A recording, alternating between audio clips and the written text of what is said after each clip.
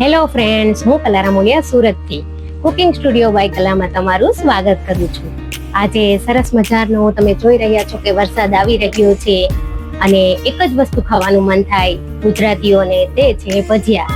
તો આજે 5 ટિપ્સ સાથે હું એકદમ પોચા સોફ્ટ જાળીદાર ભજીયાની રેસીપી તમને બતાવીશ. તો ચાલો જોઈ લઈએ. તમે જોઈ શકો છો કે ભજીયા એમ જ એની રીતે ફરી રહ્યા છે. તો ચાલો જોઈ લઈએ રેસીપી.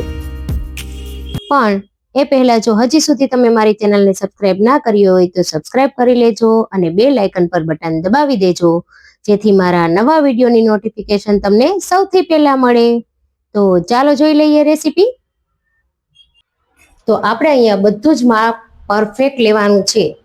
તો પહેલી ટિપ્સ એ છે કે અહીંયા મેં 1.5 વાટકી બેસન લીધો છે, તેની સામે 1 વાટકી મેથી લીધી છે. જો આ ફ્રેન્ડ્સ વધારે ઓછું માપ હશે તો તમારા ભજીયા ફૂલશે નહીં, અંદરથી એકદમ કઠણ રહેશે. જો ચણાનો લોટ વધારે હશે તો કઠણ રહેશે અને મેથી જો વધારે પડતી હશે તો પચકી જશે ભજીયા અને તેલ ચડી જશે. તો અહીંયા પેલી ટિપ્સ એ છે કે ચણાનો લોટ અને જે મેથીનું માપ છે એ તમને મેં બતાવી દીધું છે અને નીચે ડિસ્ક્રિપ્શનમાં પણ લખીને બધું જ માપ હું આપું છું. તો 1.5 વાટકી જેટલું બેસન લીધું છે મેં. અને બીજી ટિપ્સ એ છે કે બેસનને હંમેશા તમારે ચાળીને જ લેવાનું છે. જો તેમાં ગાંઠા પડેલા હશે તો ભજીયા સારા નહીં બને. તો અહીંયા આપણે બેસનને ચાળીને જ લેવાનું છે.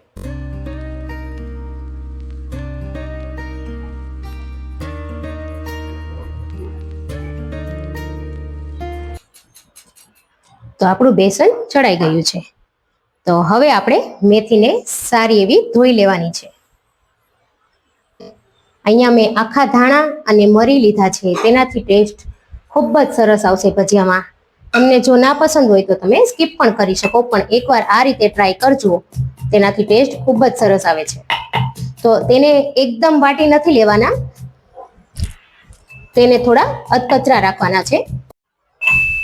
તો અહીંયા અધકચરા આ રીતે વાટી લીધા છે. તો તેને આપણે બેસનમાં ઉમેરી દઈશું.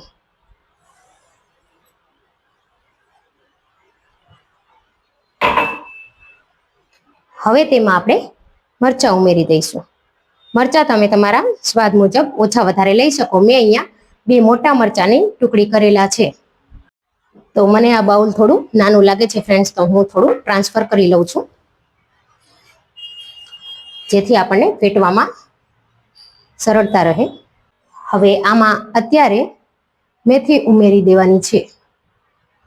મેથીને મેં સારી રીતે ધોઈને લઈ લીધી છે. તો આપણે આમાં સોડા મિક્સ કરીએ એ પહેલા તેલ ગરમ કરવા માટે મૂકી દેવાનું છે. તો મેં અહીંયા તેલ ગરમ કરવા માટે મૂકી દીધું છે. મીઠું ઉમેરી દઈશું સ્વાદ અનુસાર. મેં અહીંયા 1 ચમચીથી થોડું ઓછું મીઠું લીધું છે અને 1/4 ચમચી જેટલી હિંગ ઉમેરી દેવાની છે. આપણે બેકિંગ સોડા ઉમેરશું. તો બેકિંગ સોડા આપણે 1/2 ચમચીથી પણ ઓછા ઉમેરવાના છે આપણે ખાલી. મેં અહીંયા નાની ચમચી લીધી છે, એ પણ નાની ચમચી અડધી જેટલા લીધા છે. તો અહીંયા આપણી 3જા નંબરની ટિપ્સ થાય છે કે આપણે આ બેટર જે બનાવીએ છીએ તેને વધારે પડતું ફેટવાનું નથી. એટલે જ પહેલેથી મેં અહીંયા બધી જ વસ્તુ ઉમેરી દીધી છે. અને આજની ચોથી ટિપ્સ એ છે કે ફ્રેન્ડ્સ, જે આ તમે સોડા ઉમેરેલા હોય છે તેના પર જ તમારે લીંબુનો રસ ઉમેરવાનો છે, જેથી સોડા અહીંયા જ સરસ મજાના ફૂલી જશે. તમે જોઈ શકો છો કે કેટલું સરસ એવું ફૂલી ગયું છે. તો હવે મેં અહીંયા 1 કપ જેટલું પાણી લઈ લીધું છે, તેને આપણે ધીમે ધીમે મિક્સ કરવાનું છે. એકદમ ઢીલું નથી કરી દેવાનું. આપણે ધીમે ધીમે ઉમેરવાનું જ છે આ પાણી. અને મેં તમને કીધું એમ આપણે વધારે પડતું ફેટવાનું પણ નથી. તમે જોયું કે 3 થી 4 વખત જ ખાલી આ રીતે બેટર ફેરવ્યું તો પણ સરસ બની જશે. તમારે કંઈ ઉમેરવાની જરૂર નથી વધારે પડતું. ઘણા લોકો આમાં તેલ પણ ઉમેરતા હોય છે, પણ આમાં મારી રીતથી તમે બનાવશો તો તેલ ઉમેરવાની પણ જરૂર નથી. અત્યારે તમે જોઈ શકો છો કે આપણું બેટર બની ગયું છે. બસ 4 થી 5 વાર ખાલી ફેટ્યું ત્યાં બની ગયું છે આપણું બેટર. અને ભજીયું આ રીતે તમારે જોઈ લેવાનું છે કે વધારે પડતું કઠણ કે વધારે પડતું ઢીલું નથી ને. આ રીતે તમે હાથમાં લો તો આ રીતે પડવું જોઈએ. તો તમે જોઈ શકો છો કે પડે છે. તો આપણું બેટર આ બનીને તૈયાર થઈ ગયું છે. અને આજની મારી છેલ્લી અને 5મી ટિપ્સ એ છે ફ્રેન્ડ્સ કે તેલને એકદમ વધારે નથી આવવા દેવાનું. આપણે એકવાર તેલ મૂકી દીધું છે, થોડું ગરમ થઈ ગયું એવું લાગે છે, તો આપણે એકવાર તેને ચેક કરી લઈએ આ રીતે.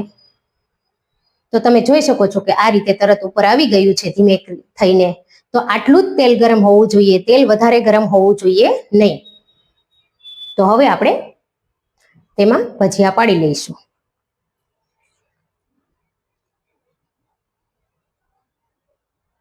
આ રીતે ધીમેકથી તમારે મૂકતા જવાના છે. તમે જોશો તો આ જે આપણે પાડ્યા છે ભજીયા એનાથી ડબલ ભજીયા મોટી સાઈઝમાં થઈ જશે. જેમ 12 ગોટા મળતા હોય ને મેથીના, એ જ રીતના બનશે પરફેક્ટ.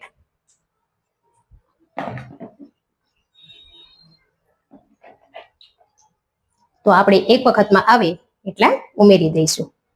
તમે જોયું કે ભજીયા પોતાની રીતે જ ઉપર આવવા લાગ્યા છે. આપણે તેને ટચ પણ નથી કર્યા છતાં પણ તે ઉપર સરસથી ધીમેકથી આવી ગયા છે.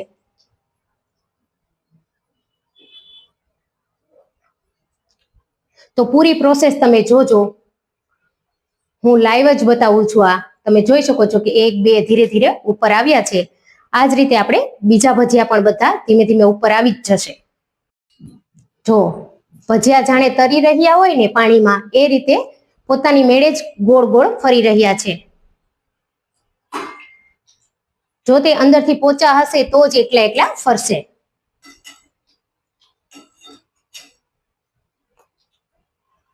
તો તમે જોઈ શકો છો કે ભજીયાની સાઈઝ કેટલી થઈ ગઈ છે મોટી. અને એકદમ તમને જોતા જ ખ્યાલ આવી જશે કે તે અંદરથી ખૂબ જ સોફ્ટ એવા બનવાના છે. ભજીયું જ્યારે ચડી જાય ત્યારે તે પોતાની રીતે જ ફ્લોટ કરશે, પલટી જશે. એટલે આપણા ભજીયા પરફેક્ટ છે. તો તમે જોઈ શકો છો કે આપણા ભજીયા બનીને તૈયાર થઈ ગયા છે સરસ એવા.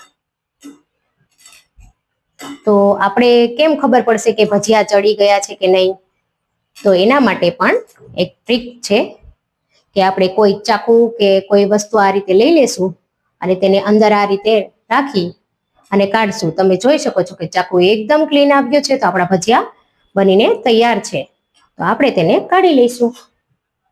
તો એ જ પ્રમાણે આપણે બીજો બેચ પણ ઉમેરી દીધો છે. હજી પણ એને જાણે મજા આવતી હોય એમ તમે જોઈ શકો છો કે કેટલા સરસ આ રીતે ફરી રહ્યા છે. એકલા એકલા પોતાની જાતે ડૂબકી લગાવે છે તેલમાં. તો ભજીયાને હવે આપણે ચેક કરી લઈએ. આ રીતે એક ચાકુ ઉમેરી. તો તમે જોઈ શકો છો કે ચાકુ એકદમ ક્લીન છે. તો આપણા ભજીયા બનીને તૈયાર છે. તો તેને એક પ્લેટમાં કાઢી લઈશું. તો તૈયાર છે આપણા સરસ મજાના મેથીના ગોટા. તો હું તમને તેમાંથી એક પીસ તોડીને બતાવું. તો તમે જોઈ શકો છો કે અંદરથી કેટલા સોફ્ટ, એકદમ પોચા રૂ જેવા બન્યા છે. જોતા જ ખાવાનું મન થઈ જાય તેવા છે.